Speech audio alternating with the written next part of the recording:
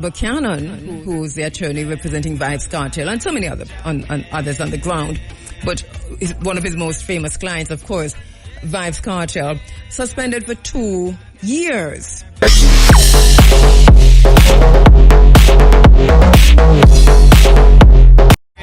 10 until 2 o'clock, it's the Cutting Edge. Sitting in for the man himself, Mutabaruka. Welcome, Aquaba, to the side of the Cutting Edge. We've got a packed program. So much Kishima, how you doing, my sister? Thank you, Courtney. Up again. Let's do. Wait, Trish is here too. Look here. Ona, behave on herself. Oh, excellent is thy name. You know, so the party. Yeah. So that party really shouted just now, as usual. And listen, Muta, I know what you go through, right? I know what you go through, because here we are. We barely introduced the program, and here's my friend. How you doing, my sister? Good evening. How you doing? Traffic. No, but it's traffic thing you have there. So you must know where you're from. I understand. I realize way behind, but that's not my fault, is it? Right, so we're going to try and fix it live on the air and everything. Well, we do have our scheduled interviews, and we're back for interviews, because we do have our scheduled interviews. Have people who have stayed up until now for scheduled interviews. So just want to say, this is what we're going to do tonight. We're going to be talking about Rastafari, women in Rastafari. Rastafari now. Rastafari in the 21st century and beyond. Women in Rastafari.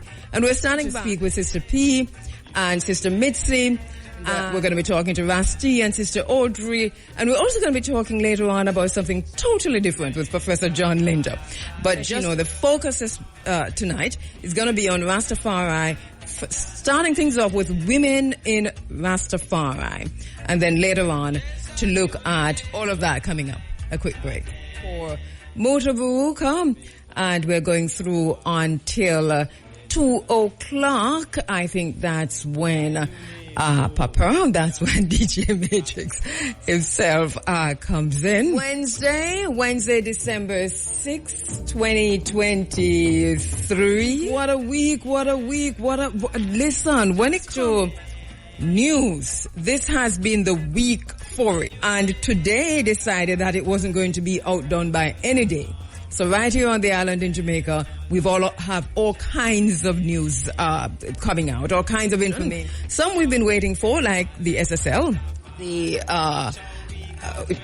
amount of accounts that were impacted with that massive fraud at SSL. We were waiting for that. We have that information now.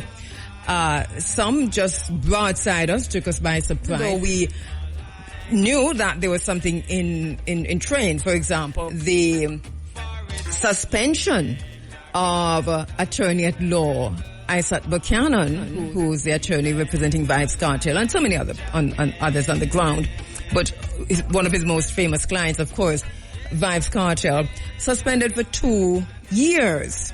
That is something that is causing great consternation on the ground here in Jamaica. Many are saying it is excessive, but we'll come back to that. Let's go to the phone lines where my beautiful sisters are standing by.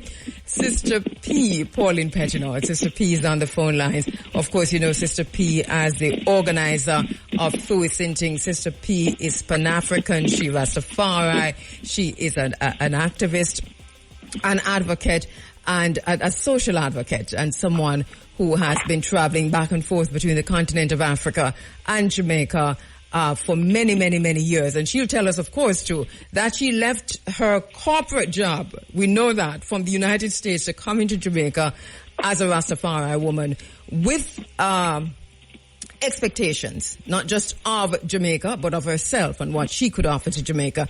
My beautiful sister, Sister P, is on the line. Also, my beautiful sister, Sister Mitzi, social commentator, Pan-African, media broadcaster herself. Sister Mitzi on the phone lines. You know her as a hard worker within Rastafari, within the Pan-African movement, and someone who has been consistent and true to herself and to the movement. Both joining me on the phone, Boomer at Kheru. I'm in for Mutabaruka, Sister P and Sister Mitzi on the line as we talk about women in Rastafari with general theme of Rastafari now and Rastafari into the 21st century. Sister P, so I want to back up a bit and to go forward a bit and to look at your individual beginnings. Sister Mitzi talk about coming into Rastafari as girls. Tell both of you, if you will, about, if you can recall, that time when you came into Rastafari, Sister P. Yes, it was a time when black militancy was at the forefront, and African consciousness was at the forefront.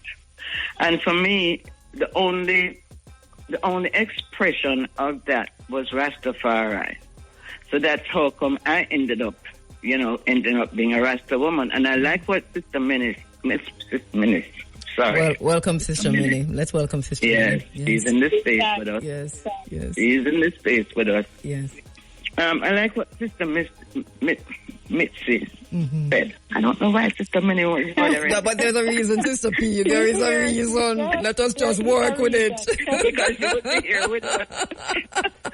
There is no way that we would have had this discussion without Sister Minnie. So it is without her. And she keeps reminding me, Yes, don't forget me. Yeah.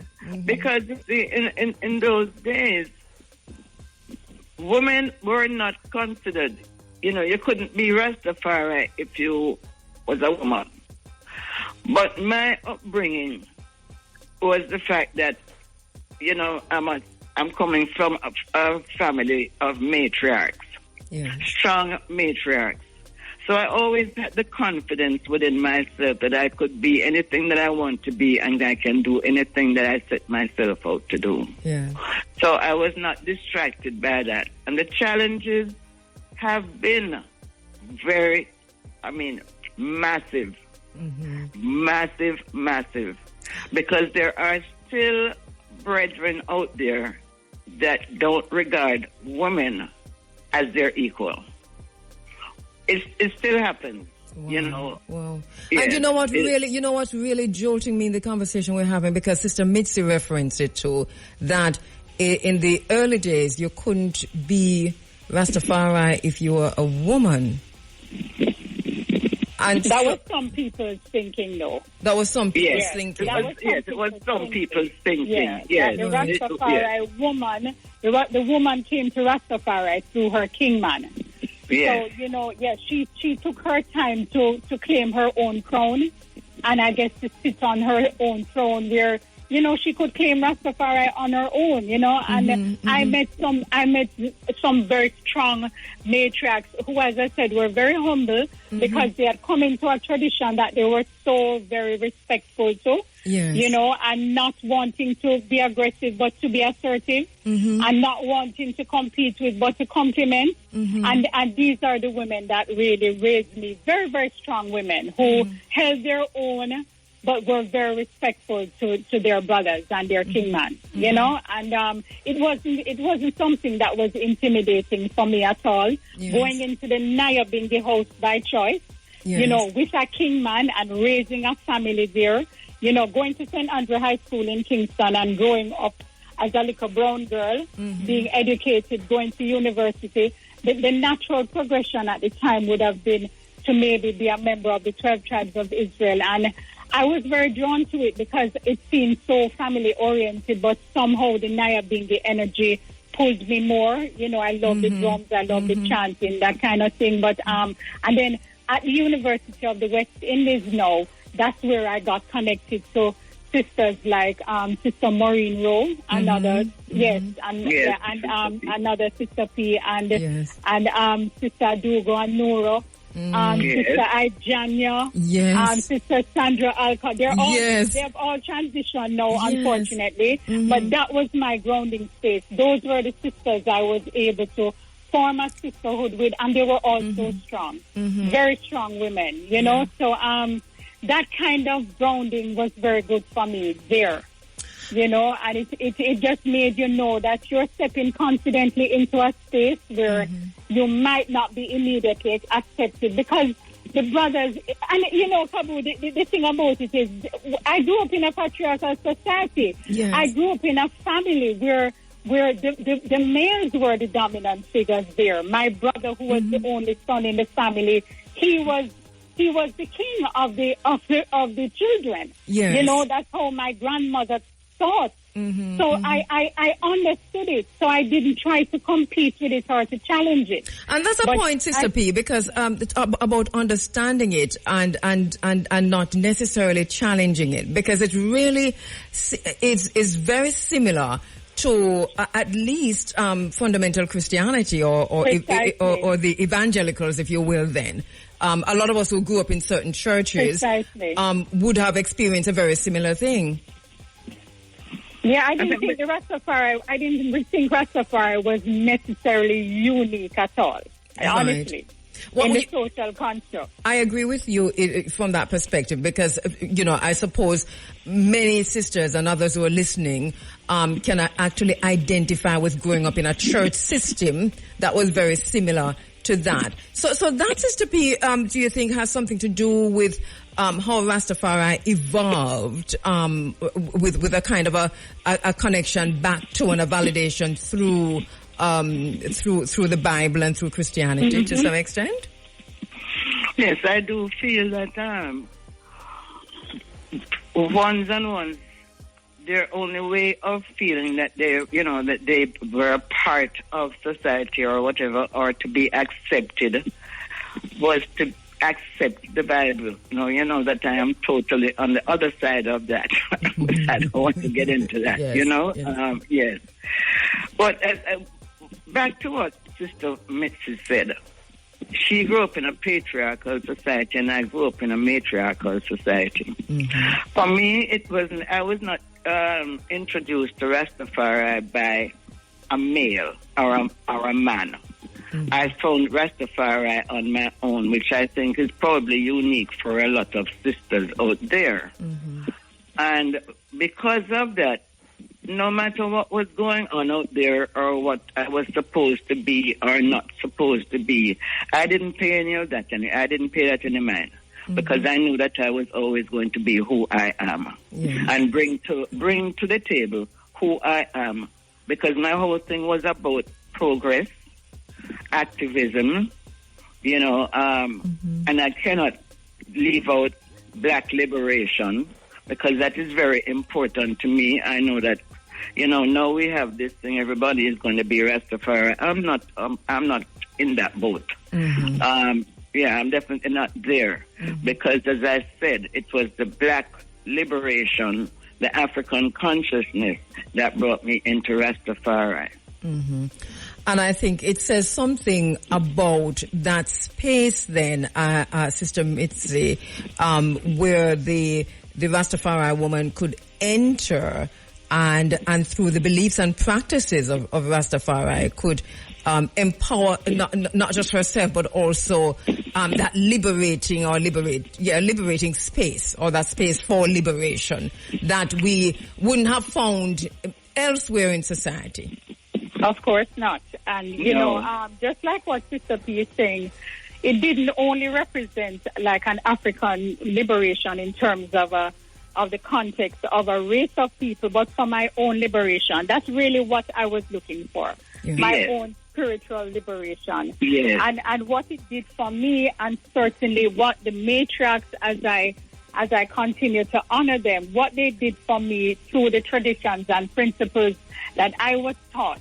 They passed on a liberation concept of liberating myself from Eurocentric teaching. And definitions of beauty and grooming and appearance, I became comfortable, because from I was about 14, 15, I became uncomfortable with wearing pants. This was just myself. My parents had nothing to do with it. In fact, they didn't like it. And I've never processed my hair. I never wanted to do any kind of thing like that with myself.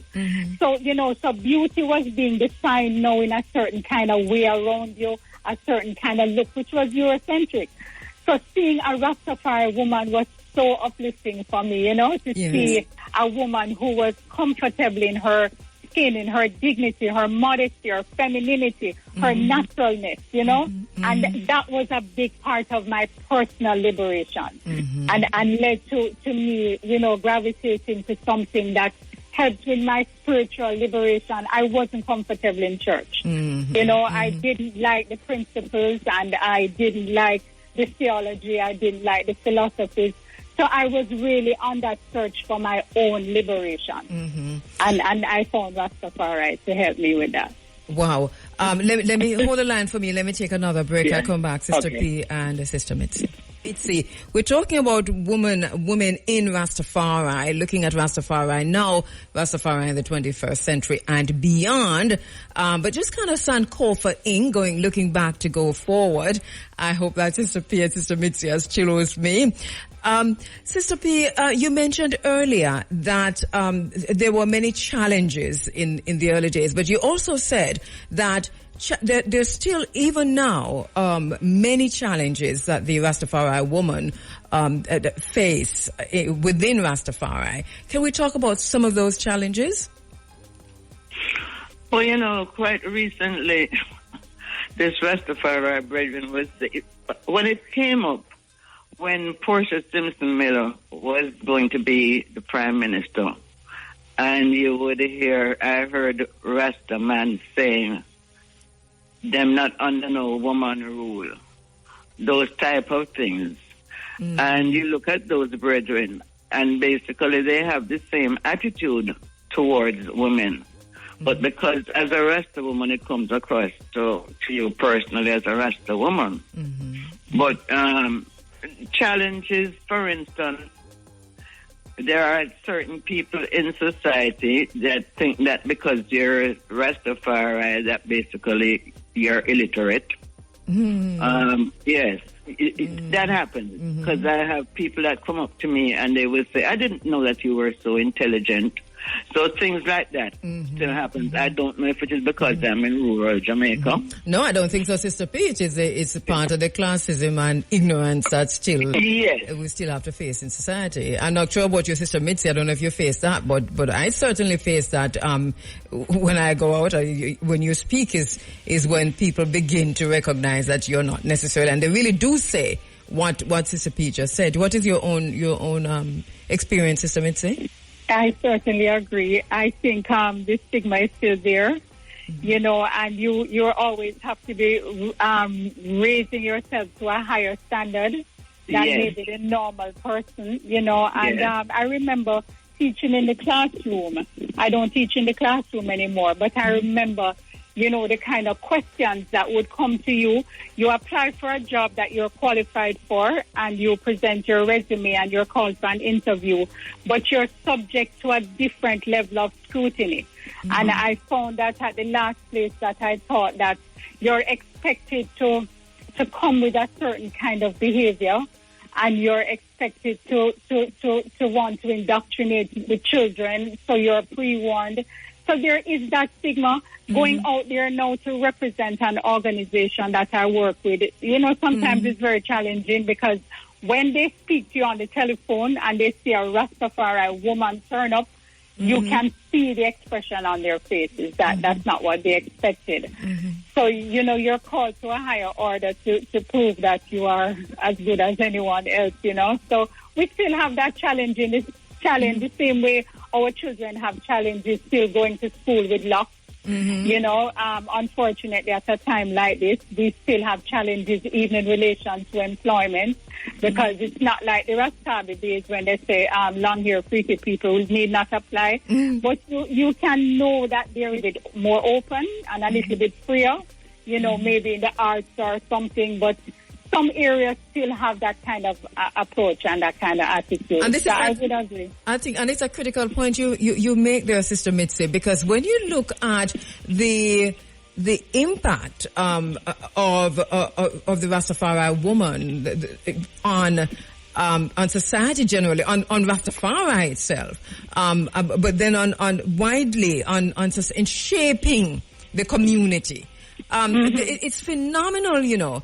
Sometimes with Sister P, still so much bias, and whether it is unconscious or otherwise, it really is there. And I suppose the structures, this is a kind of a structural bias. What then is a challenge to the Rastafari woman to continue to break down these structures? We just have to be ourselves, and we just have to rise above it and carry ourselves in a way that, you know, no one questions you. Not to mention the work that we do, you know, things that we do, other people don't do. I know for myself, I see myself as a nation builder within Rastafari. That's how I see myself. Yes. You know, and it is my duty to be a role model to young women as much as I can be, you know. That's how I feel about myself. And I wanted to say something about what Sister Missy said. Yes. Coming out of corporate, where you're corporate, and now see yourself without the makeup, without all of those things, and then realizing, going into yourself spiritually, and realizing that your true beauty comes from within.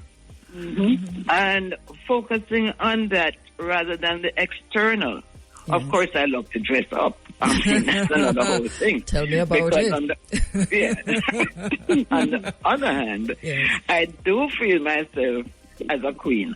Yes. So, being a queen, you know, I always talk about it. I don't understand how people call themselves queen and wear these jeans and rip up jeans. Sister Mitzi, stop it. Yeah. Do not answer Sister P on that. I won't. But I get the point you make, Sister P, and you say it all the time. Well, your daughter is very guilty. That's them away. But I do understand the point you're making is that the image of the Rastafari woman, even when an oppressive society degrades and devaluates her, the image is still the image of a queen. And she's recognized as such. On the other hand, so it's kind of it's a conundrum, isn't it? Yeah, it's because in the streets, I'm telling you, I've had experiences just in the last couple of days. Yes. And you're walking in the streets and you're recognizing the attention that you're getting from males in your head wrap and in your long skirt, and you just realize that you kind of create a contrast out there to what other women are presenting, and it's a beautiful contrast for some people. It is. So there's children who will stop, and they're standing at attention, and their mothers are forced to look at you because they're saying, what is that child looking at? But they're seeing something so different in you, and I guess a light that you're clearly shining. So these moments kind of remind you that you're good. Yes, you know, of course. And that you're really, really good. And, you know, a taxi man said to me the other day in Halfway Tree that, you know, it's the Rastafari woman that has allowed him to appreciate his woman even more, because he would never before have thought of his woman as a queen or an empress. And he says, Mommy, I know, call my daughter a princess. And it's Rasta man and Rasta woman teach me that. Yes. And these are the things that, you know, that they have gotten from us as a community, as a nation, that they would never get from church. They don't get that from their home. So this kind of self-acknowledgement and you know, recognizing and acknowledging their dignity as an African person. Yes. You know, they would not have got that anywhere else. Just out in the streets, out of songs, out of musical messages. They have gotten that kind of message. And it's so keen to a lot of them. Yes. You know, so even when they see you coming, you can see that there's a level of respect still. Yes. They want to acknowledge you and to give you your value that way, you know? Yeah. So that happened to me just yesterday. Yeah, that happened to me just yesterday. I was in Port Antonio, and two persons that, you know, one was ex-principal of Litchfield High School. Another one, she works on the radio. And she said to me, "You're so regal," you know? Yeah, she said that to me. And then, you know, he when I met him in the bank, and he said to me, "Sister P, you're always so regal." And, you know, and then you realize that this is the way that you feel about yourself, and this is the way when you go out there, this is what you want to represent as Rastafari. Right, and then the impact on the nation. I want to come back from this break to talk about the Rastafari woman as mother of the nation, women as mothers of the nation, especially in a society that has become so violent, that has moved so far away from its African self and its identity.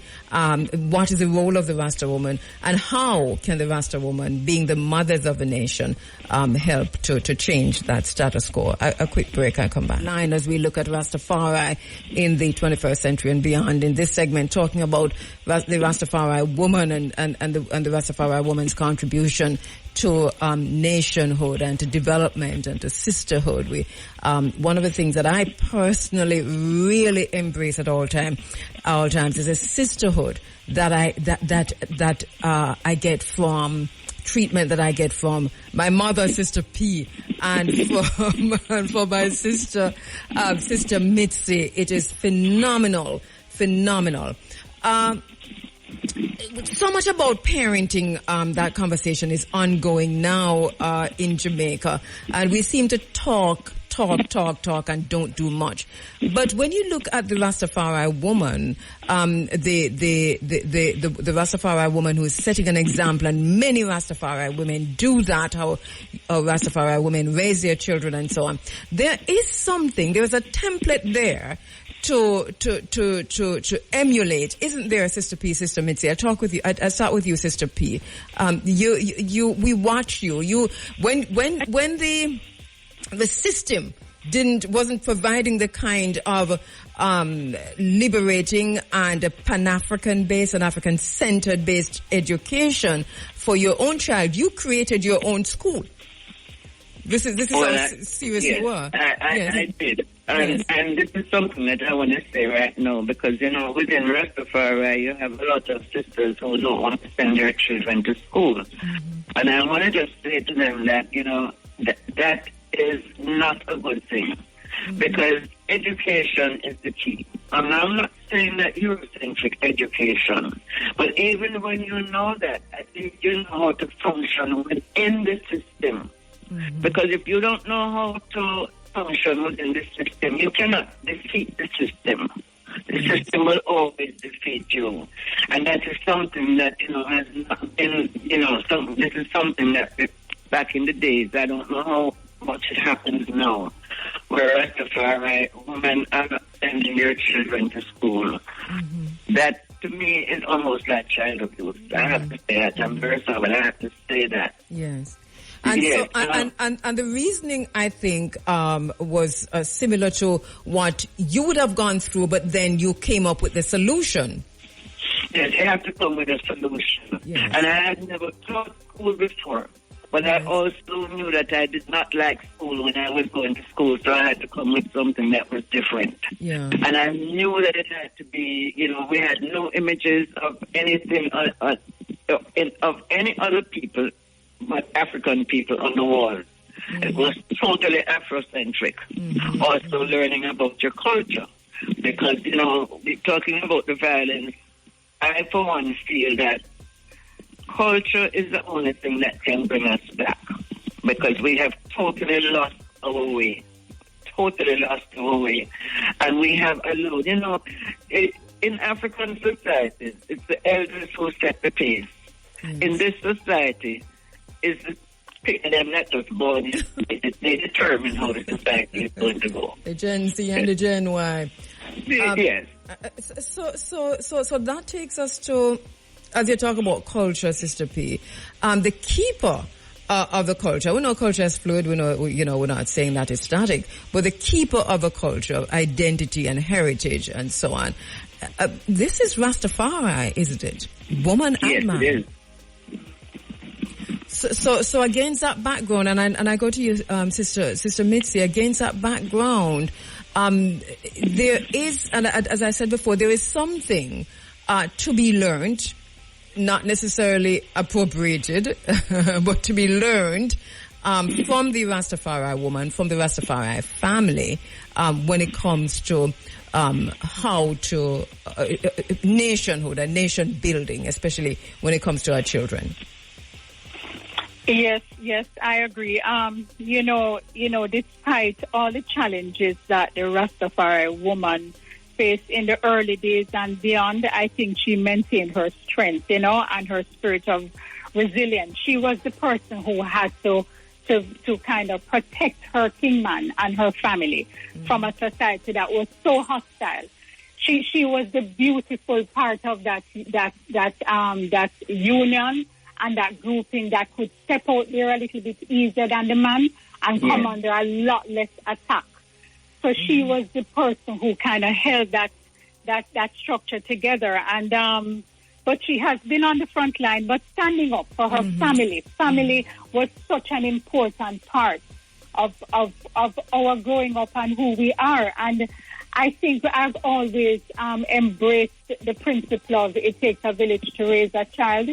And so we have formed our villages around our children as best as we can, because we have to be their protectors. My children grew up in a society as Rastafari children that they had to just prove themselves as academically sound and spiritually and culturally sound, and to hold their own out there, But the whole thing about nation takes us beyond our own home, and into the nation of children, that we become mamas for children who we didn't give birth to. And that's just like something so natural, And, when I learned more about Empress Menen, that was very inspiring for me, because her role within the Ethiopian nation, as the mother of the Ethiopian nation, the role she played was such a great example. When we really learned of her level of charity, the way she wanted to change the lives of young girls and young boys. And that really becomes a mission for you. So our mission has always been that every child is our child. So even with our children, you're going to the Nyabingi. That was the nice thing about the Nyabingi for my own children, because from your land, every adult is your parent. And you must know that you have to exercise a level of discipline and principle within this space, because everybody going to be able to correct you if you're going wrong, which is kind of community living. But, I think I try to tell my own children and the young people who are around me to create your villages around your children, because it's going to be their protection. It's not necessarily going to be physically, but make it be social, because the society is still, a little bit hostile. They go to school and they still stand out, especially if they have luck. That was the challenge for us as parents who decided that we were going to raise children with luck. Because it wasn't all across the board, Sister P, and we were judged by the older women, like Sister Rita and even Sister Minnie and others who didn't love their children. We were judged by these who seemed to be better off and had a good education. Why are you taking your children down that road? So we had to protect them a whole lot more and give them the values and everything that they needed to go out there and hold their own, and to stand up to everything that was out there. So, we're mothers of the nation, though, because we don't care for children because we gave birth to them. We care for children because we're mothers. They're part of the family. They're part of the family. I want to get back to... Go ahead, Sister P. Yeah, go ahead. I want to get back to education, because I don't want to be misunderstood with that. Yes. People are homeschooling anything. Just don't keep them from being educated. That's the point that I'm making. Right, you're making that distinction between homeschooling as opposed to pulling your child from school and they're not doing anything. They're not getting any education at all, because I have seen the negative side of that. I've seen the negative side of that. And you know, there was a time, Sister P, when, you know, our ancients, Ma Shanti and all these ones raising children, their children were denied education, not because they wanted, but Babylon locked them out. That's right. Really That's locked right. them out. So a lot of them that came up during that time were really denied a formal education. And some of them were not equipped to homeschool. I tried my best when my children were very young, because I wanted them to understand they ate a certain way. They had locks, you know, and they didn't necessarily want to participate in devotion. So you kind of had to prepare them and groom them and nurture them and prepare them for the school setting, because it was a lot different from what they were exposed to at home. You know, so you spend a little time with them. I didn't send children out to school at 3 and 4 years old, because I didn't think that they were ready to take it on. So give thanks that I was able to nurture them and give them the educational start that they needed at that time, you know? Yes. Are we seeing, it's kind of hard to phrase this, but to what extent is the Rastafari, the continuity there, as we go into, you know, a whole new era? Where is the Rastafari use? Where is that second tier?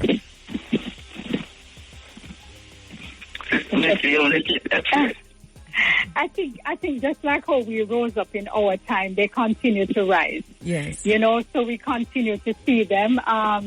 The thing about it is that their journey and the journey that they choose sometimes now is a little bit different. At the time, we were comfortable to humbly sit at the feet of our elder matriarchs and patriarchs to learn this tradition, learn the culture, learn the liberty, learn what the faith was. We were comfortable to do that. That was our schoolroom. The youth now have many different areas of learning, you know, so they don't find themselves getting involved in Rastafari from a family standpoint from very early, which we had to do. Yes. You know, we really had to connect to find the camps and find the spaces where ones were reasoning and where information was being shared and knowledge is imparted. Yes. The young people now, they find information in different ways, so their connections are less. You know, and they absolutely. have they're very, very much less. And I think sometimes that gives them a level of arrogance and know-it-all kind of behavior that, you know, you just have to pray that some kind of humility will come about and that they will find themselves, but they're still there. They see Rastafari, you know, we have to remember that Rastafari is now international. So when we're talking now global. So when we're talking now about our children, we're talking about children who are communicating with us from all over the world. You know, South Africa alone has 3 million Rastafari. So when young people are connecting with you now, it's a global reality. It's a global phenomenon. So our responsibility, even out of Jamaica, that is still seen as that space where Rastafari rose up out of, we still have such a heavy responsibility because the whole world still looks to us. This is still like the epicenter and the Mecca. And they still look to us to set that example. You know, and I hope all of us know that we have that responsibility and we can't escape it again. Well said, Sister Mitzi. I'm so sorry that I'm totally out of time, but Sister, that's all right. I'll give Sister P 1 minute just to wrap. Sister P, one final word. Thanks to, you know, this generation, what has happened to them is that they have a lot of distraction. Yes. You know, in our time, there was no internet, there was no Facebook, there was none of those things. So we stuck together like family. Yes. You know, a lot of the children, where they're big people now, that grew up in that particular era, they're all basically, they don't even know each other, but they acknowledge each other. Right, but, yeah, it's different now, you know. It's sort of like everybody's on their own. It's at the same time within a global community. Thank you so much, Sister P. Thank you so much, Sister Mitzi. Wow, the sisterhood is as strong as ever. I believe that. You know, Kabu, I just really want to acknowledge Sister Minnie for real, because Sister Minnie was such a big part of our journey. Of course, we really want to acknowledge all of our matriarchs who really helped to nurture us and make us who we are today, our ancestors, the ancients of Rastafari. Thank you so much. Thanks. Thank you for that. Thank you, Sister Mitzi. Thank you, Sister P. Oh, good, we talk soon. Okay, give thanks, Kabu. Give thanks. Give thanks. We're going on till 2 o'clock this morning. Continent of Africa, you are. Welcome to the Cuttin. In the meantime, apologies to our guests because we know you're standing by. We're coming forward. Don't go anywhere. A border dispute between Venezuela and Guyana. That is the Essequibo border dispute, the Guyana-Venezuela-Essequibo border dispute. This is a long-standing and complex territorial disagreement between the South American countries of Guyana and Venezuela. And the dispute actually centers around the ownership of the Essequibo region, which is a vast territory, which is the size of Tunisia or the size of Florida, and it is located west of the Essequibo River. The area, though, that is in question is rich in natural resources. It's rich in oil reserves, in gold, and this dispute has been ongoing for some 100 and odd years and even and beyond. So we dealt with that on Sunday on my program because on Sunday there was a referendum held in Venezuela. 5 questions on the referendum. One of those questions included annexing, just to put this in my own words, because this is what it kind of boils down to, annexing that entire Essequibo area, which is 2/3 of Guyana, 70% of Guyana. This is what Maduro wants to do in Venezuela. Now, the results came out, as you know, Sunday night into Monday morning, and there 95%, we're told, of Venezuelans voted yes for the referendum. What happened since then is what I was always concerned about. And if you were listening to me on Sunday, you'd have heard me posing those questions. What after the referendum? What after the referendum? Well, most people thought that after the referendum, there wouldn't necessarily be any action from Maduro. But believe me, he has now given the green light to miners. He has given those miners who are already there, 3 months to leave. Their Guyana, it's has its soldiers on the move. Brazil has its soldiers on the move. Venezuela has its outright war that skirmishes at least. And so we're watching that to see. But what is even worse for me is that Southcom is firmly ensconced in Guyana. We'll talk about that some more as we go to the phone lines because our guests have been holding for a very long time. We are really behind time tonight. My very, very special guest online, Rusty and Sister Audrey, my brother and a sister. Welcome to the Cutting Edge. Greetings, Sister Kabu. Welcome. Yes, thank you so much. We were supposed to link you from a long time, but here we are. I know. Yes. We're good. You're enjoying or interviewing our sisters and enjoying the program. Yes. Yeah. Sister Audrey, you've been Rastafari from your born, literally. Does it resonate with you what you heard Sister Mitzi and Sister P talk about the early years and the challenges and where we are now? Okay, Sister Kabu, can we just get a minute in prayer a little bit? Yeah, as usual. Yes, my darling, go right ahead. Okay. Clear with a qual, clear with a demits, clear with a Ixabir, Kalamawi, Haile Selassie. Negus, Negas, Mohambesa, Zihem, Nekete, Yahuda. Nedani, Elam, Batachino, Imidno, Shayad, Rastafari. Yes, Maat. Yes. Yes, Sister Kabu. Give thanks, and I greet you in the mighty name of Xavier Kadamawi, Haile Selassie, and Empress Rosara Menen. Sure. Yes, I listen to Sister P. Greetings, Sister P. Greetings, Daughter Misty, and all my powerful sisters on Radio Land right now, Daughter Janet.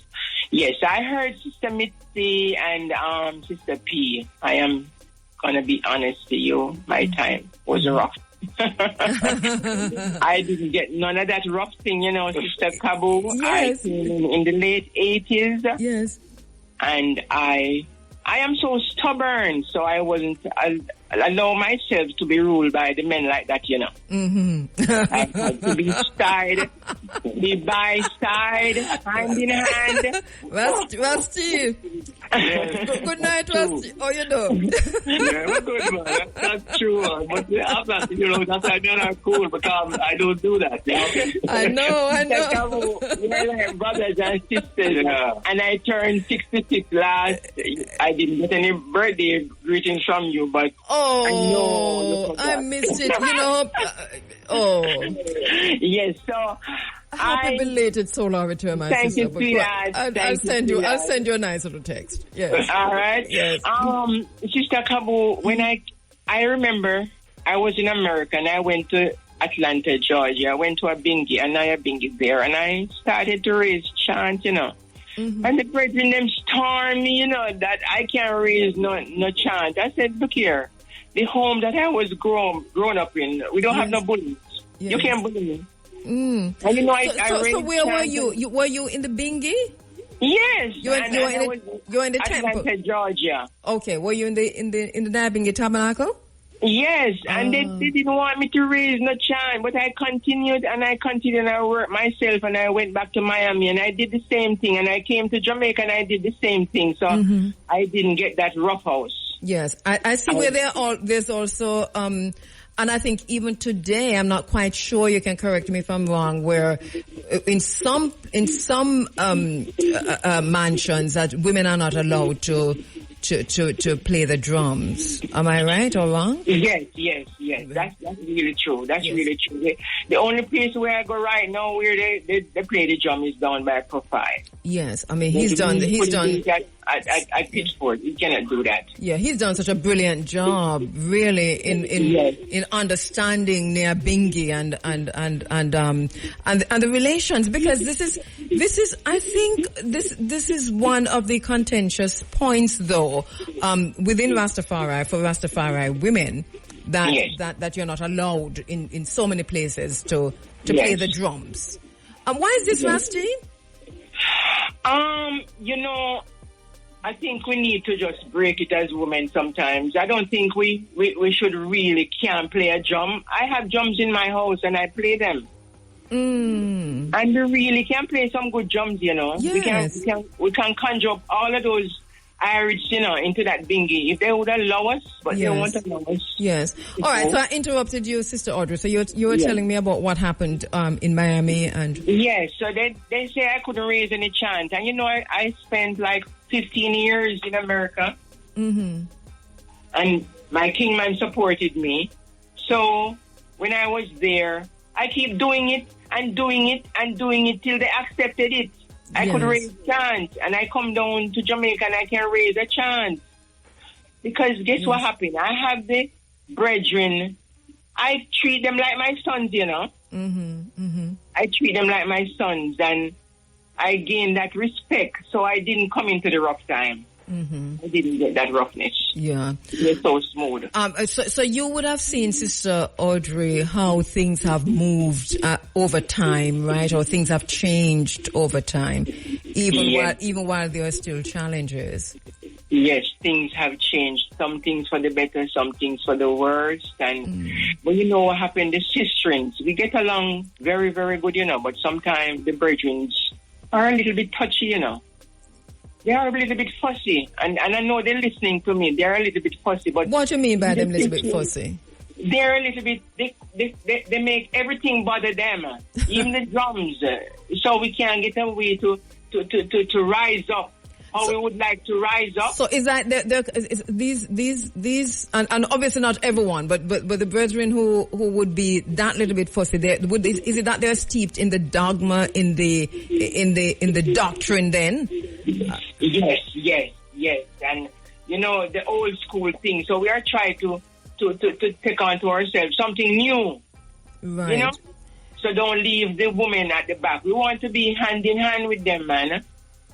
We want to work with our brothers. So even as we speak in 2023, the hand in hand that you want to see, Sister Audrey, it has not yet materialized to the extent that you want to see it. No, it's on the way, because guess what we would like to see? I'd like to see a woman. I would like to see a priestess too.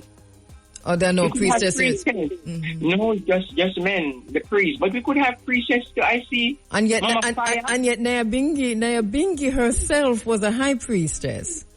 Yes. A queen. So we have people like Mama Fire and a lot of ancient sisters that could do that role. So I hope one day we can work hand in hand. I remember when I just came in, you couldn't go up to the altar. A woman couldn't go up there. I see them going up there now. Yes. So what? My king man, he strengthens me so much, and and the both of us here, because guess what happened? I lost 6 sisters, stillbirths. Wow. I am the 7th one. Yes. And then after that, I got a brother. So I don't have a big family like that. Yes. So I look forward to my Nyabingi family for that happiness and that joy. And as we talk about the sisterhood, Sister Audrey, you have been, to me personally, and I know that's how you are. I said to Sister P and Sister Mitzi a while ago that knowing them, I know that the sisterhood is strong. Knowing you, I know the sisterhood is strong. Yes. And so what do we do with that strength and with that sisterhood? Because there are many of us more than there are not. To help to facilitate the change that we want to see. Yes, we're gonna start doing. We're just gonna give it to the world. We're just gonna try and push ourselves with the brethren, hand in hand. Mm-hmm. That's how it could go. Yes, like His and Her Majesty. We don't want to stay at the back because I think that's scary. If you're into a movement and you can't get to talk. You see, Dr. Mitzi, I lift my hat to her. Yeah. She does a very, very, very good job with the breaking. And they listen to her. Yes. So we are growing, we are getting there. And when I went to Ethiopia, there was where I got so much love. I'm proud to be a Rasta woman. Yes. And the example of Queen Taitu and the example of Empress Menin, that alone, I think, when you tap into that to bring that forward to Rastafari, really does make a world of a difference. And I know Rasti is with you, and I do know, that how you walk together, you and Rastafari within Rastafari. Yes, Rasti.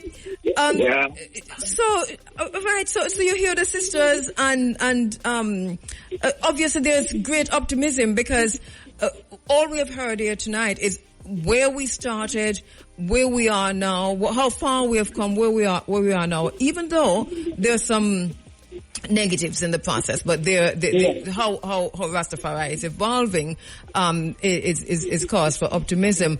Looking at it through the lens of the man in the maids, your own thinking as a brother, in regard to what you heard here tonight. Well, I'm pleased. Me always proud of my sister them because my Rasta sister them because the love and the togetherness, and like me, I love the ladies. I grew up with 4 sisters. Yes. Right? I was a mama boy. You know what that is? I'm not afraid to say that. Yes. I'm still proud to say that. Yes. Yeah. I have 4 sisters. We see each other even right now. You know, I kiss them up on their necks, their cheeks, and the hug and anywhere. Yes, yes. So I grew up with that kind of love. So I love the ladies. And don't leave out that you are a protector. I think at one of my lowest times in terms of backlash from the community, you probably hear something or know something, but at one of my lowest times, you called me. Right? And you held my hand. Yes. Yes, and you made me look. You made me look in your eyes. Yeah, that's how I am. I'm really a protector. Yes. Especially the ladies, the weaker. Thank you so much. Thank you so much. Weaker sex. Yeah. Thank you so much. You know, but in general, you know. Yeah. I am proud. I can't close my eyes and go within myself and see myself as anything or anyone else but a Rasta man. Yes. You know? What does it mean to be a Rasta man? To be a man who know himself and know that around it. Love. Yes. Love. Taking care of your family. Family. Respect your royalty. Yeah. Proud to be Ethiopian. Yeah. I am never a Jamaican, you know. I know. No, I don't play that. I'm an Ethiopian. As a matter of fact, you could have done this entire interview in Amharic. Maybe and maybe not, but I didn't know. Yes, of course. One of the things over time that we've heard within Rastafari is this recurring theme of unity. After a while, I didn't buy into that idea anymore because I thought there was this idea of disunity wasn't as serious. I mean, people were foregrounding it as if it was the biggest thing, but that when Rastafari is ready, Rastafari unites. The mansions unite. Yes. All right. So, what would you say is the biggest challenge for Rastafari right now? The biggest challenge for Rastafari right now is to centralize the movement. Yes. Matter to say we must organize and centralize, and we I think we're a little bit too religious. Okay. You know, we need to tap more into our spirituality. Yeah. Because there's a difference, you know. Most people don't know that. Spirituality and religion are two different things. What would centralizing the movement look like? We have started. We have the RMO, the Rastafarian Mansion and an organization. We just started, and yes. You know, I went to first meeting and I'm pleased of what we have started, and you know, so we get in there like the rest of the world. If you look at the world right now, Sister Kabu, the world itself is it's at a crossroad.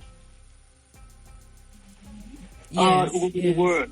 Yes, I know, and I think Rastafari has and has been playing, but has a really serious role to continue to play in what we are about to face. What is about to happen has already happened. And the role that Rastafari has to play in all of that, I think, is critical. I want to continue the conversation with you and Sister Audrey another time. I'm so sorry that I'm totally out of time. But yes, Kabu, give thanks and give thanks for the great work that you're doing. And thank you. My children in England right now, they're listening your program. In America, Greetings to you. America, so they're listening right now. Greetings to you in the UK, greetings to you in the US, listening in. Yes. Enough love. Thank you so much, Rasta. And I give thanks to my sisters and my brothers. We're doing good, man. We're going to get it together. Of course, I think we have it together. We just need to continue and to make the necessary changes where needed. All the world is seeing is unity in diversity. Of course. We have it. Yeah. One love, Sister Kabu. One love. We talk soon. Happy solar return.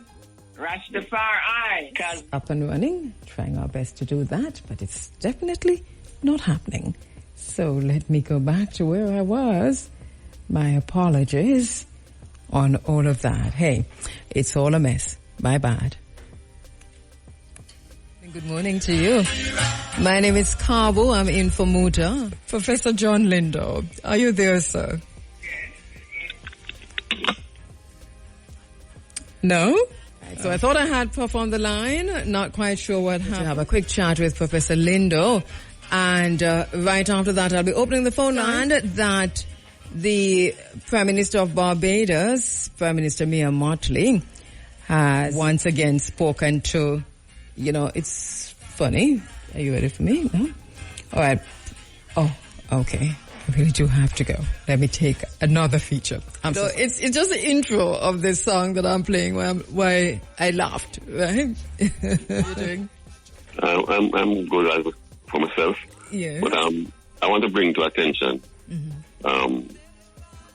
recently, and a lady did something nasty over in Crab Circle, and got a lot of attention. However, there's a similar nastiness that's taking place in the corporate area.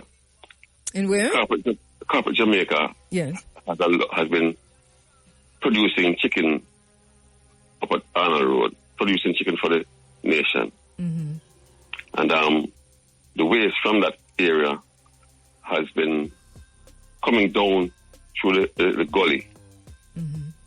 Right? Now, we used to see all the chicken parts and the feathers and all that coming down. But somehow, they have had intervention by the Water Commission. And what they have done is channel that waste now into the sewage. Oh?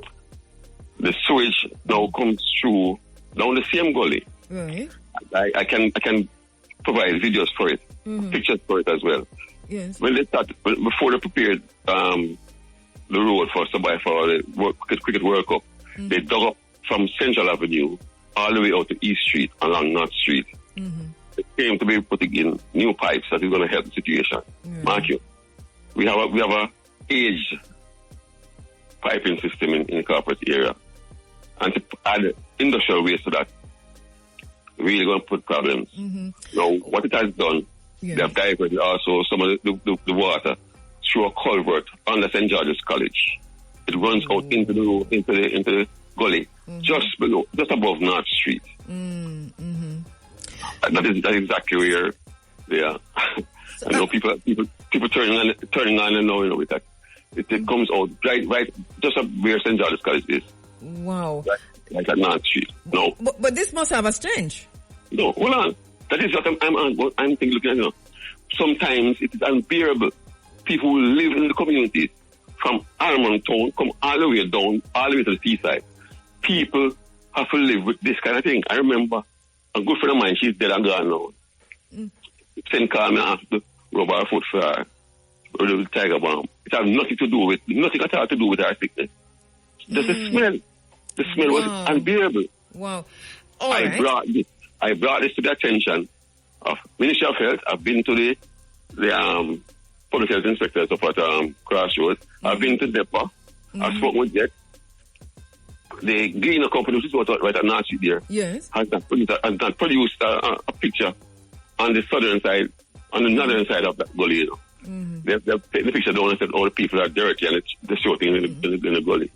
Sometimes, yes. Well, if what you're saying is really true, and I don't doubt you. Let me just say this, but because I'm going to say something else, then the Gleaner company also has a responsibility to highlight that. But you said you brought this to the Ministry of Health. Yes, but public health inspectors. When? I don't have the dates right now, but I can produce that. 2 days, 3 days? No, man.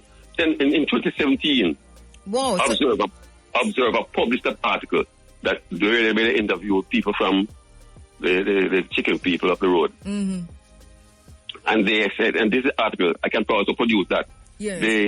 They said that they're going to look into wastewater treatment. I would really, all right, so I hear what you're saying. I would really like to follow up on this, and I hope Kimberly was taking some notes. And you're saying this is sewage. I can give my name. You want me to give my name? You don't have to give your name, but you've been on this for a while, you're saying, right?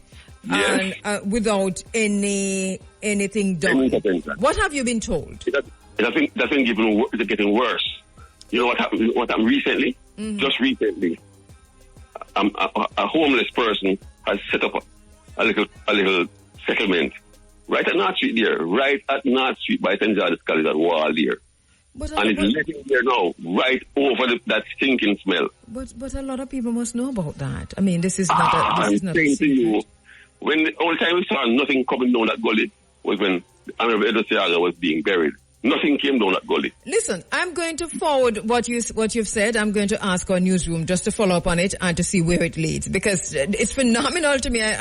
I'm just trying to wrap my head around what you're saying. I'm just trying to get something to happen. The people in the communities all along that gully, Barnes Gully, suffer. I can produce that article that was published in. I would really love that. I want to share that. I'll follow up on, yes, please. And I'm going to pass it on to our news editor, Natalie Campbell, to see if she can follow up on this. Hopefully, Kimberly, take some notes for me on this, please. What's the area again? Where does it start and where does it end? Anna Road. It comes all the way down to the seaside. So it starts up on Anna Road. Somewhere up here, Water Commission gets involved in the situation and diverts the waste into the sewage. It comes, but it causes a blockade. No, so Minister, have you spoken to Minister Samuda at all? I mean, have you heard anything from Minister Samuda, the minister with responsibility for water? Well, I'll tell you this. I don't know. I spoke with the Minister of Health at a function. Yes, I mean the minister. At a function. Anyway. At a function at the university. He would not look at the pictures, you know. He would not look at the video. He said he will send his people. He will send his people. Nepal also told me I'm going to investigate. I'm telling you, this is not yesterday. Because I have an article published in 2017. So it's more than 5 years. All right. Let's all right, so let's not go over it. Let's leave it there. And I heard you. I'm disgusted by it all. I can't believe I can believe, because this is a kind of structural violence that is meted out against the people of Jamaica by these so-called politicians and agencies that are supposed to be taking care of the people's business, government agencies and statutory bodies and so on. So, and I really shouldn't be surprised. But I see why you connected back to what happened at Hero Circle. Oh yeah. My brother, yes. I will follow up on this and see where it takes us. As him done talking, you see. This thing anyway is 12:45, so yes, morning makes sense, I know. Good morning after to Riddleland. Yeah, man, how you doing? I'm good if you are good. I'm good. Yeah. Good thing the overeaters when I drop asleep already. How you eat? One will eat for food and I lay down from back. If you turn on belly bus. Oh my, you ever drink like a ginger tea in the morning now? Can't drink nothing belly bus. Oh goodness, maybe. Oh, wait! Huh? I'm sorry, I mean, I mean, if you laugh after you, but don't want me to eat so late at night. There's a party and then overeat and me left my food and come back on it, you know. So, but a good thing is, mother drop asleep. Yes, well, but I wish you all the best. You mustn't overeat at night time, but I wish you all the best. Oh, yeah. So what's on your mind? You may hear you as a long time friend. So a long time in here, friend. All right, give thanks. Who may I talk to?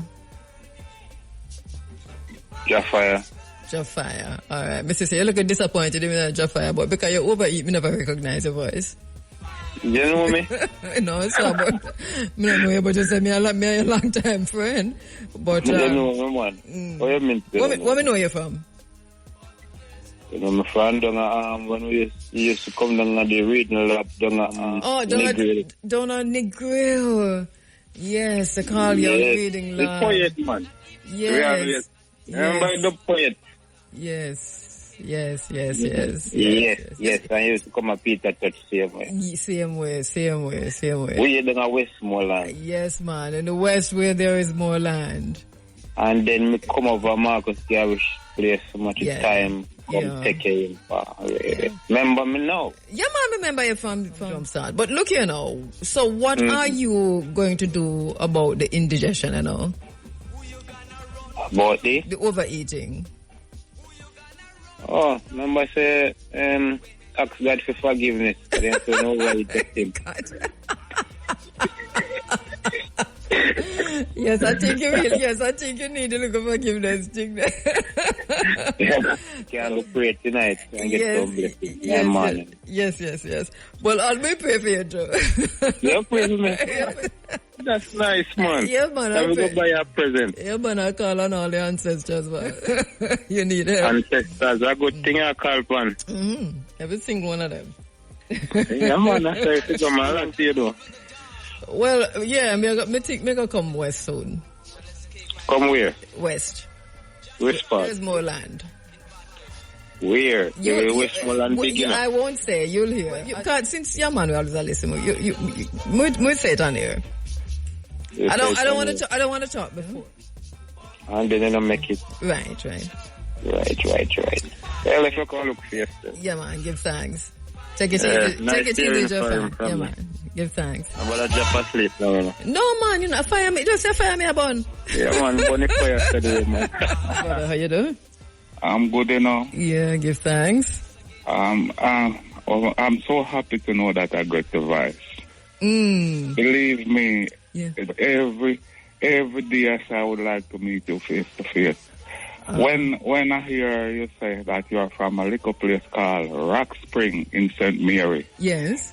And I remember when I in my 20s working with Jamaica Brothers. Yes. Every holiday we went to St. Mary. Yeah. I used to have a girlfriend in St. Mary where I would went to Coronal. We have a plan every December for Coronal High School one party. Coronal? I beg your pardon? Is it Karen Hall?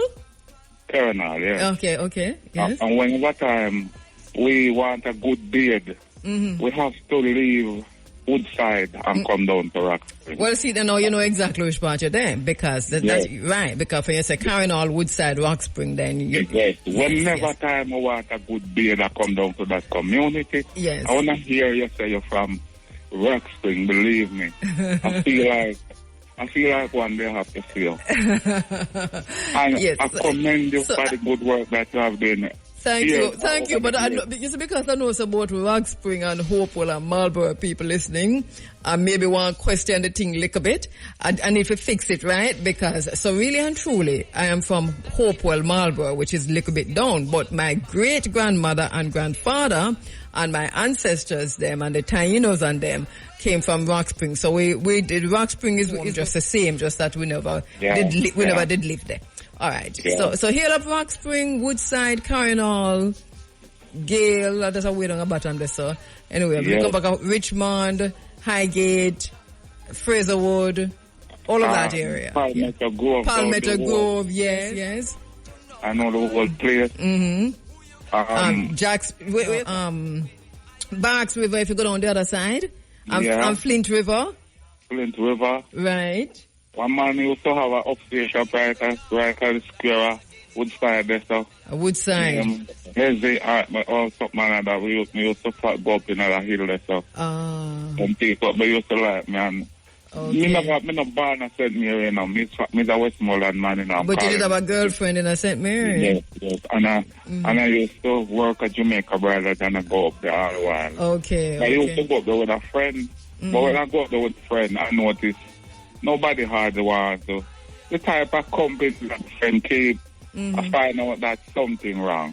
So one day, a lady right by the shop up in the old road there, so before you turn down to Rock Spring, call, said they want to talk to me. I catch my afraid because I said to myself, people just wonder what the reason why they want to talk to me. Anyway, I take a brave heart and go up there. When I go up there, I said to me, let's tell us something, young man. I notice you come in here and everybody, them spirit gravitate to you. This guy when you come here with him banner, go here, but he don't have a good background. His behavior never right. So you can come on your own.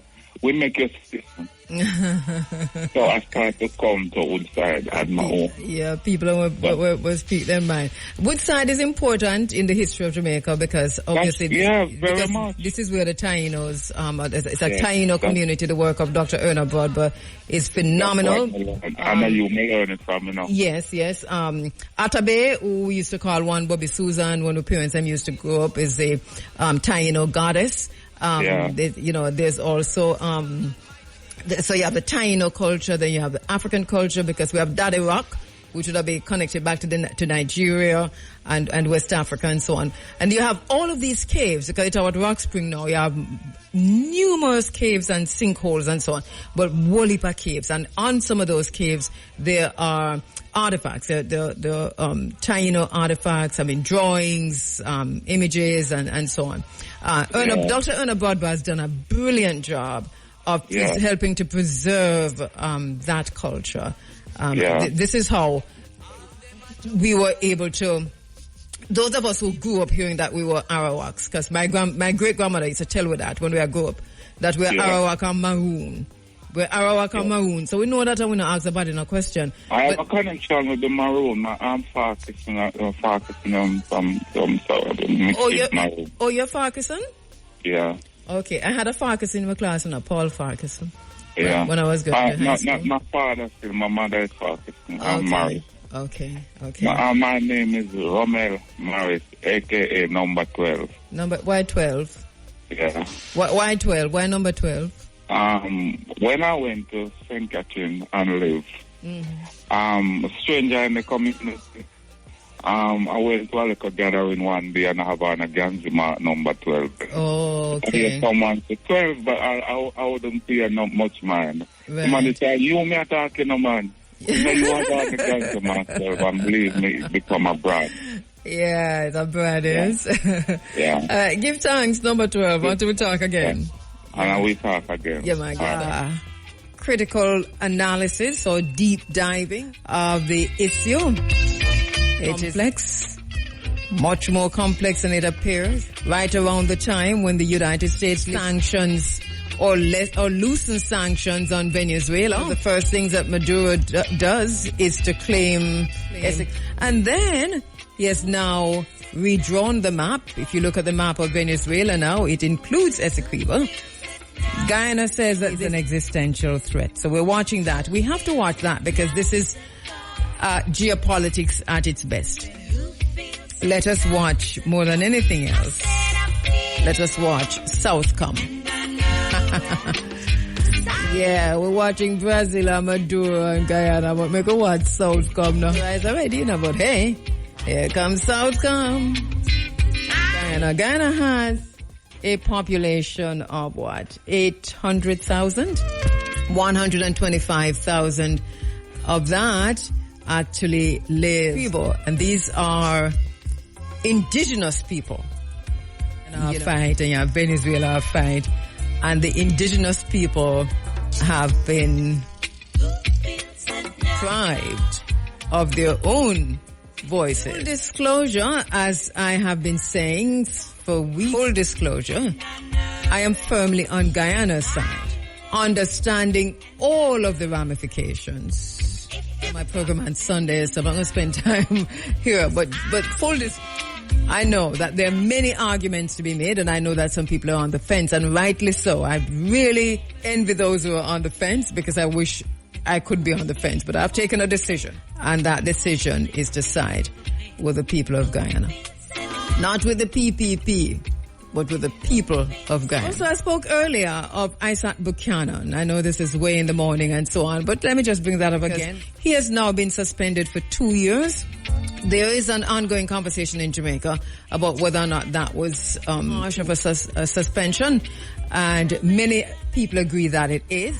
Yeah, and I can see why. There are a whole lot of reasons why people would think that this is too harsh of a sentence for Isaac Buchanan. Yeah, I tend to agree. I tend to agree with those who say it's too harsh. Well, let us see if there will be an appeal. I thought I read somewhere Nita, the attorney representing Buchanan, did say that she might.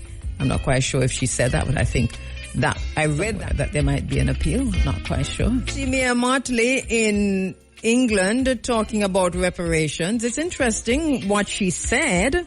On the face of it, it seems as if, good. Once again, let us cheer Mia Motley. But when you get down into the nitty-gritty of her speech, no, Mia, you're setting some foot wrong there. Whole heap of foot wrong you're setting there. So yes, check that out. Check it out. Barbados PM says the country, that is Barbados, is owed $4.9 trillion as she makes fresh calls for reparation. Hey, yeah, it sounds good on the surface, but then she went on things to Charles and in brethren them and in family and all of that. And especially at this time, there was a race row in the UK. It is strange that our sister said what she said, and the question is why. I miss December 6th because we're going over into the next day now, but the anniversary of the Kai massacre in Haiti, December 6th, one of the December 6, 1929, one of the worst massacres in Haiti during the American occupation of Haiti. An occupation began in 1915. That massacre took place during a demonstration, which was part of a nationwide strike and an ongoing local rebellion. U.S. Marine battalions fired on 1,500 people, wounding 23 and killing 12. So we missed that, on the other side, but still to mention. Still talking about Israel and Palestine. We're still talking about the Congo. We're still talking about Yemen. We're still talking Sudan. There are genocides happening in all of these countries. In Palestine, Congo, the Democratic Republic of the Congo, in Sudan, and Yemen. I think I'm leaving out. It is what it is. And when I say the cameras, I mean, mainstream media, in terms of what's coming out of Israel, a lot on social media. We're not seeing so much from Sudan or Yemen or the DRC. Hello? Yes, good morning. Yes. Kabu? Yes, it is. How are you doing? Yeah, fine. Yeah, it's Mandingo, phoning from London. Mandingo, goodness gracious, my co-host. yes. Yeah, you know those early days when I was at the FM there. Yeah, Mandingo. Yeah, man, you used to play with Biggie and the musically speaking and things. That's why you said the co-host. But because don't understand. When the station started and I came and met you and all the rest, the original people. Yeah, you know? we used to co-host musically speaking, you and me. Yes, man. Yeah, yes, man. And also remember, that some of the serious conversations we had about Africa and and even the Jamaicans who had done like brilliant work who were not necessarily recognized. Yes, true. Yeah, that was us together. Hold Mandingo if you can. Let me take a break. Okay. Apologies. Good to hear your voice. Yes. And for the listeners, remember those early days, man, when, as you say, co-host, for the listeners who don't know, when we did a lot of things together. This was long before Muta's time. We did a lot. You co-hosted Running African with me many times. Remember, we had a lot of discussions on J.A.G. Rogers and, I mean, goodness gracious. We were... And Marcus Garvey Jr. who came through, that I got to come through. Interview and all of the crew, remember in Carl Young, the owner, very fondly, and Clyde Mackenzie and Dion Matt, Dion Mattis and everybody. Yes, good to hear.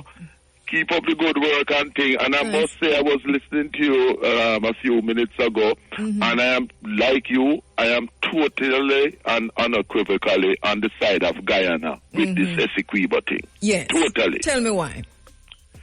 The reason is, I know that for many years there has been this dispute. So it's not a new thing, as you said. Right. But Maduro is using this because elections are going to be next year in Venezuela. And because, as you said, of the kind of easing sanctions by the U.S., and so he thinks that it's a right time to make that move, kind of populist thing, But he's literally claiming 3/4 of Guyana. He has already claimed it. So have you? He has claimed it. Have you looked at the Venezuela map since yesterday? Yes, in fact he has. Yes. Yes, it looks different. It has been redrawn. And he has redrawn it. And we as Africans in Jamaica and elsewhere, we have, I as a Pan-Africanist, I'm standing with Venezuela where this is concerned. And as you said, I agree with you. Yes. This is not about the political party that is there. No. This is for our people in Guyana. Yes, because we're very aware of what the PPP is doing and how they've been doing it with their anti-Caribbean kind of rhetoric. There was, I think there was a DJ, an artist, or somebody in popular culture here in Jamaica who spoke out the other day saying that Guyana was not part of the Caribbean. It's interesting that the discussion went the way it went because there was so much to unpack there. Of course, Guyana is part of CARICOM and so on. He pointed out that it was in the South American waters and a whole lot of things came down on his head. But the PPP that is currently in power is not necessarily pro-Caribbean. And we could go, down the rabbit hole with that. You're right. Yeah. Kabu, I'm gonna say this to you. Marcus Garvey Jr., the physics teacher at Kingston Technical in the 60s, told I and others in the 60s that when he was a student in London, this is significant, there was a meeting of students from the Caribbean, and the guest speaker was Chedi Jagan, was Indian, communist of Guyana, and he gave a speech that Guyana is a vast country, but what they lack is a population to utilize, make things that they need a population. So Marcus Garvey Jr. said that in this question and answer thing now, they asked him what was rhetorical to them, like the people he wants to come because we need more people in Guyana. Where would they be coming from? And Marcus Garvey Jr. said he and the other students expected him to say, well, from Jamaica, Trinidad, Barbados, and so and so. And he said, without batting an eyelid, Chedi Jagan said, Indians from India, of course. Right, and this and I'm not surprised. Marcus Garvey Jr. said they were gobsmacked, telling you just like it is. Right, because we do have this situation that we have to deal with in the region. I think we do have to deal with it. Trinidad has a similar same thing. So we do have that to deal with. We can unite when we need to. And I think we really, right now, there needs to be a coalescing around Guyana. It's interesting because Professor Mark Cuttin has called on CARICOM to convene a summit because this is urgent enough to discuss. And CARICOM has not listened. I totally agree. Yes. They're churning out press releases, and that I think is where some of the press releases are strong, but listen to how Maduro is responding to those press releases. It will be interesting to see how this is played out. The United States is smack in the middle of it, though. This is the thing. Yes, and we have to stand with Guyana in this straight up and so on. It means we're going to come face to face with the U.S. because they have already, planted themselves in Guyana. The president of Guyana has already told us that, he's depending on Southcom. But you can imagine, Guyana is 800,000 population. Less than a million, Venezuela is almost 30 million. Exactly. The ratio there is, the capability. And, that was one of the reasons why for many, many years, from Jagan, Burnham's time and so, with that simmering threat, why they never really developed that region so much to make it easy for them to come in. You understand what I'm saying? Yes. In other words, leave the terrain as it is to make it difficult for them to invade.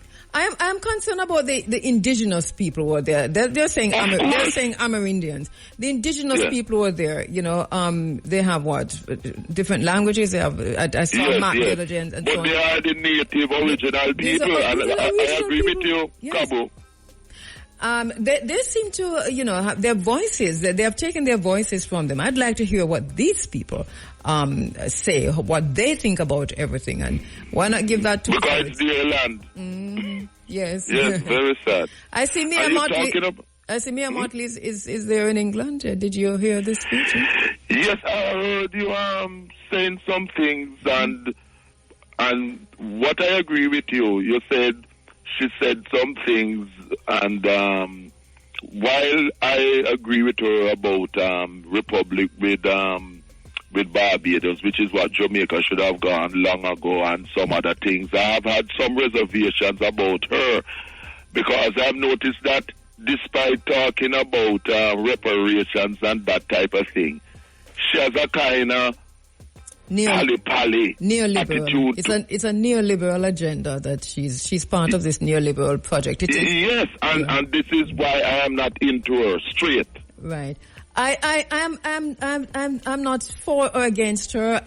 She's doing some really good things in Barbados, and she's doing it against the odds, But just a neoliberal agenda, the kind of capitalist. Precisely. It is, and that's a big deal, That is, and that's a big thing, and that, like you, that is what I am most concerned about. Yeah. And I noticed that when that thing with Russia invading the Ukraine and so on, one of the things that I came out publicly against her, where that was concerned, speech she gave in Ghana, was that she said she condemned the invasion, but she did not state the expansion of NATO since Germany was united, the constant going, and that was wrong with the constant moving of NATO eastwards.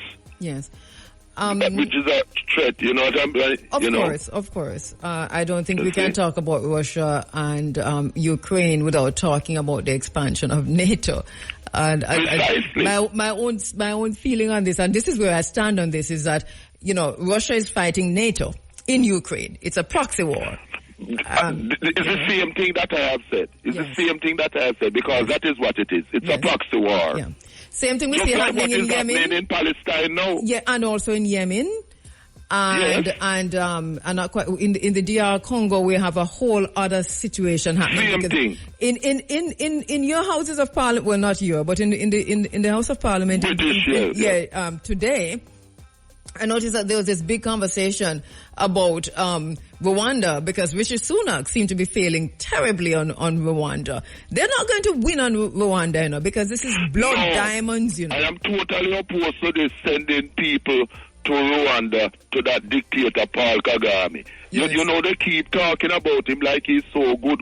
Oh, he's a dictator. But what they don't talk about is that the majority of the population, the Hutus, are deprived. Yes, and M23, well, no, I mean, there is an... Yeah, he finances them, yes. No, this is one of the most vicious gangs anywhere on the face of the earth, And you're not hearing about them. They're not in the news until America ready to weaponize them. But right now, you're not hearing much about them. But they are funded, and this has been proven by Paul Kagame. Yes. And when we talk about the genocide that is happening in the DRC, this is what we're talking about. Yeah, precisely. And that is why Paul Kagame is loved by the ones here in Britain and in the US. Yes. Because, Zimbabwe in the time of President Mugabe had to send in Zimbabwean troops to head off those same mercenary forces in the Congo, Yes. Yes, there's Uganda is involved too, and they have to be very careful where they're standing on this. But it is an insidious situation. You see, Kagame and Museveni are both Tutsis too, A lot of people don't know that. It's such a crime that these people have allowed themselves to be demarcated, and exactly that is what they have. Yes, the serious thing. But Mandy, anything else on your mind? Yes, there's a sad situation. A 42-year-old sister of ours with children was shot dead sometime after 6 on Tuesday evening in Hackney, Vine Close, Hackney. Wow. Yes, mother, yes, in Vine Close. A couple of days before that, there had been some shooting incident. Yeah. Is this Tuesday the 5th, 42-year-old beautiful sister and mother. Yes. 3 people were shot. A 16-year-old boy, a 20-year-old man, but they did not die, but she sadly died on the scene. Oh. Vine Close. I'm so sorry. Yes, another African mother gone again. Yes, her name is Leanne Gordon. Leanne, L-I-A-N-N-E, Gordon. This is a sister who they said had just returned from Jamaica. She was in Jamaica, yes, they said, for 2 weeks. But it's interesting because there's the reporting is so low-keyed on this. Yes. What is happening? Do you have any idea? Because there seems to be some ongoing shooting. Do we know what is happening? Yes, because that's why I mentioned earlier that some days before that, on the Saturday, there was some shooting in the same area.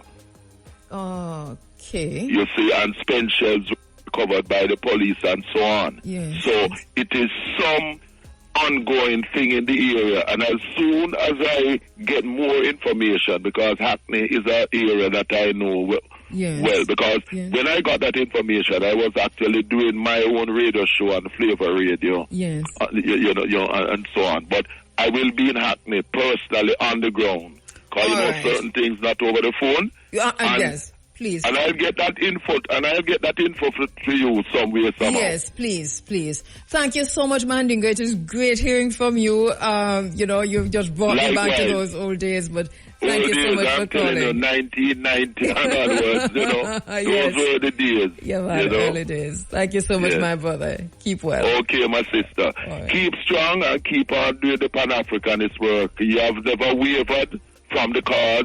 And I'm under a lot of pressure.